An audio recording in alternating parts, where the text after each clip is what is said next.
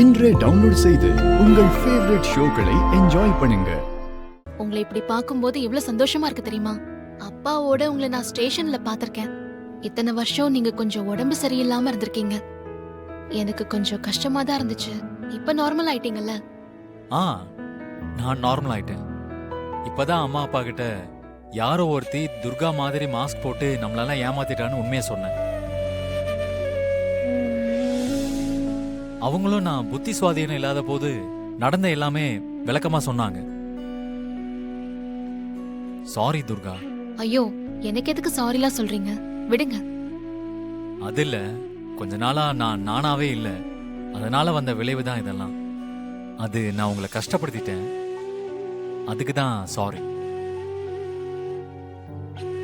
யாரோ ஒருத்தி பண்ணிட்டு போன தப்புக்கு என் அம்மா அப்பா உங்களை ரொம்ப கஷ்டப்படுத்திட்டாங்க. எனக்கு மனநலம் பாதிக்காம இருந்திருந்தா உங்களுக்கு இவ்வளவு பிரச்சனை வந்திருக்காது இல்லையா? Past is past. விட்டுருங்க சந்திரு. இல்ல துர்கா, பாதிக்கப்பட்டது நான் மட்டும் இல்ல, நீங்களும் தான். அன்னைக்கு நான் கொஞ்சம் கவனமா இருந்திருக்கணும்.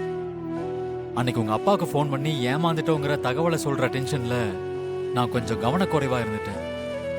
அந்த நேரம் பார்த்து எதிர்பாராத நேரத்துல என் தலையில அடிச்சு என்னை மயக்கம் போட வச்சு அவ தப்பிச்சு போயிட்டான். அதுக்கப்புறம் தான் நான் எப்படி இருந்தேன்னு நீங்க பார்த்திருப்பீங்க. ஒரு தடவை இல்ல, 2 தடவை நீங்க தான் என்னை காப்பாத்திருக்கீங்க. அதுக்காக நன்றி சொல்லதான் வர சொன்னேன். அந்த பிரியாவை கண்டுபிடிச்சு என் கையாலேயே கொல்லணும்னு தான் என் மனசு துடிச்சது. ஆனா நீங்களே அவளை அரெஸ்ட் பண்ணி உள்ள தள்ளிட்டீங்கன்னு அப்பா சொன்னாரு. என்ன சந்திரு, சட்டத்தை காப்பாத்த வேண்டிய நாமளே சட்டத்தை கையில எடுக்கலாமா? இன்னும் சொல்ல போனா உங்களை விட அதிகமா பாதிக்கப்பட்டது நான் தான். நான் நினைச்சிருந்தேன்னா பிரியாவை என்கவுண்டர்ல போட்டு தள்ளிட்டு அப்படியே முடிச்சிருக்க முடியாதா?